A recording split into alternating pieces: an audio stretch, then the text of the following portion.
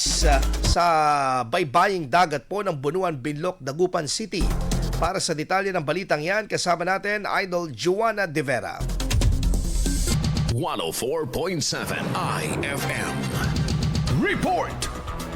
Umabot sa higit 30 bags ng basura ang nakolekta sa isinagawang cleanup drive activity sa baybaying dagat mula sa pangunguna ng IFM Dagupan, mga lupon ng Barangay Binloc at iba pang volunteer. Ilan sa nakolekta ay mga plastic, mga disposable utensils, tsinelas at iba pang solid waste na naiiwan ng mga bumibisita sa dagat na lubhang nakasisira at nakasasama sa kalusugan at kalikasan lalo na sa karagatan. Binigyang diin ng ilan sa voluntaryong tumulong ang kahalagahan ng paglilinis ng kapaligiran bilang isa sa hakbang upang maiwasan ang iba't ibang sakit at maligtas mula sa polusyon ng kalikasan tulad ng dagat.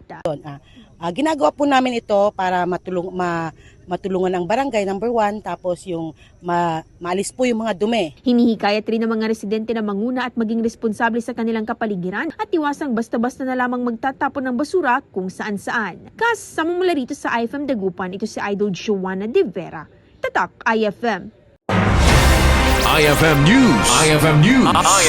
IFM News.